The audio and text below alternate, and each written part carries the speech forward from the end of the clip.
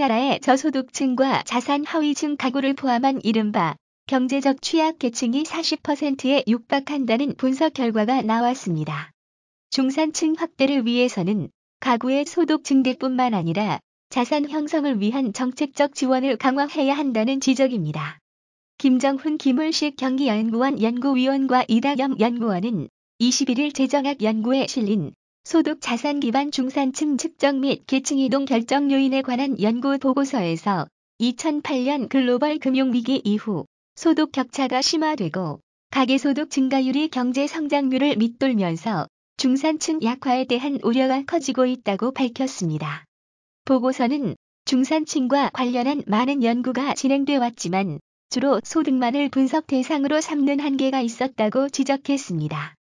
개인 혹은 가게가 소유한 부를 고려하지 않고 소득만을 중산층 분류 기준으로 삼을 경우 실제 중산층을 과소평가하거나 과대평가할 수 있어 소득뿐만 아니라 가계 자산도 포함해야 한다는 설명입니다. 보고서는 노동연구원의 한국노동패널 조사 원데이터를 이용해 가처분 소득이 중위 소득 가구의 50에서 150%에 속하는 가구를 소득 중산층으로 총자산에서 부채를 뺀 순자산 가치가 중위 자산 가구의 50에서 150%인 가구를 자산 중산층으로 각각 분류했습니다. 분석 결과 2013년 기준 전국 가구의 소득 중위값은 2,026만 원, 소득 중산층의 범위는 1,013만에서 3,039만 원이었고 자산 중위값은 7,546만 원, 자산 중산층 범위는 3,773만에서 1억 1,319만 원으로 나타났습니다. 모든 자산을 연금화해 소득과 합산한 소득 자산 기준 중산층 범위는 1,236만에서 3,709만 원이었습니다. 이 기준으로 전국 가구 비율을 측정한 결과 소득 중산층은 55.5%였고 저소득층은 18.5%, 고소득층은 26%로 나타났습니다.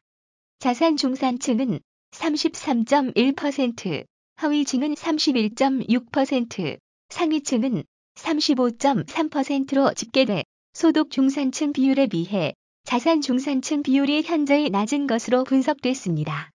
소득 기준과 자산 기준 계층을 상호 교차해 분석한 결과 소득 중산층이면서 자산 중산층인 가구는 전체의 20.4%에 불과했습니다. 보고서는 전체 저소득층 가구와 소득은 중산층이지만 자산은 하위층인 가구를 경제적 취약계층으로 분류했습니다. 저소득층뿐만 아니라 자산 하위층은 갑작스러운 소득 감소가 발생할 경우 중산층 생활 수준을 유지하기 위해 자산을 활용할 수 있는 여력이 부족, 생활 수준이 급격히 낮아질 수 있기 때문입니다. 10가구 중 4가구 꼴인 전체의 37.7%가 이 같은 경제적 취약계층에 속한다는 설명입니다. 보고서는 이 결과는 경제적 취약계층의 축소를 위해서는 가구의 소득 개선뿐만 아니라 자산 형성을 위한 정부의 정책도 중요하다는 점을 시사한다고 밝혔습니다.